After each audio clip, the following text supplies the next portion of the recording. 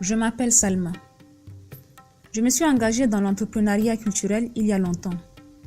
Je tenais absolument à réaliser mon rêve, celui de me voir vivre de mon art en promouvant la culture africaine et celle de mon pays. Je suis infographiste, photoreporteur et il m'arrive aussi souvent de peindre et dessiner. De temps en temps, je crée des accessoires de mode et je gère mon site où je partage avec le monde les news ainsi que les photos du Tchad. Je n'ai pas été dans une école particulière pour apprendre ce métier. Je l'ai apprise par moi-même grâce à mon sens de curiosité et des amis bien intentionnés. Mais dans un pays où on ne trouve pas d'école de beaux-arts orientée vers des domaines spécifiques, il y a encore quelque chose de très indispensable qui peut nous aider à accomplir notre objectif, et c'est bien entendu, c'est Internet. Internet a contribué efficacement à mon développement professionnel et les réseaux sociaux en particulier. Ils m'ont permis de m'innover, de m'exprimer et de vendre mon art à travers une visibilité nationale qu'internationale.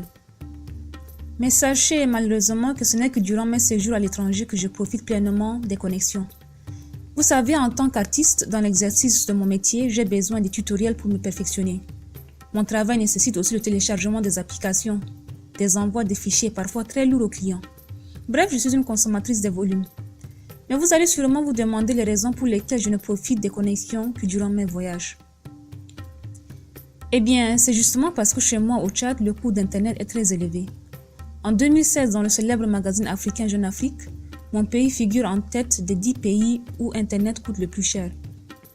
Et selon le résultat des statistiques sur les internautes en Afrique, publié sur le site de l'agence Ecofin, mon pays est encore à la tête des 3 pays qui sont en dessous de 3%. Vous savez, au Tchad, il faut 12 000 francs CFA pour avoir 1 giga d'Internet.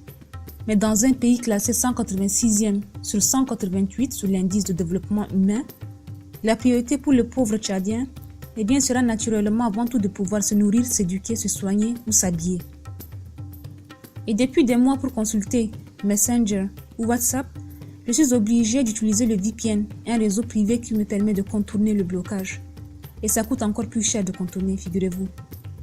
D'ailleurs, ce n'est pas la première fois qu'on limite l'accès aux réseaux sociaux dans mon pays.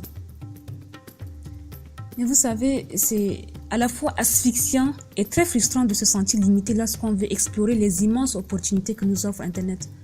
Et pourtant, comme moi, nombreux de mes compatriotes, surtout jeunes, veulent profiter des bénéfices de cette technologie. Mon pays regorge d'immenses potentialités, une manne pour stimuler notre croissance économique.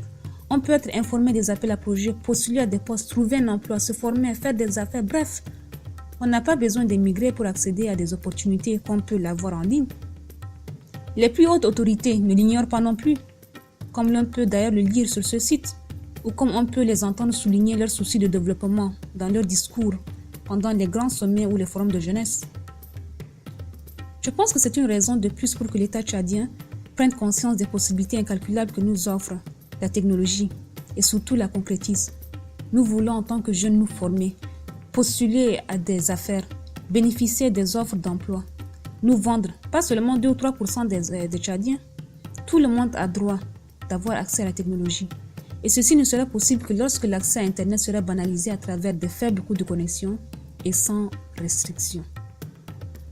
Mais je suis fort convaincu que si le Nigeria, le Kenya ou encore le Rwanda ont réussi à offrir des possibilités à leur jeunesse et se construire une réputation économique grâce au numérique, eh bien le Tchad aussi le pourra, car vouloir, c'est justement pouvoir.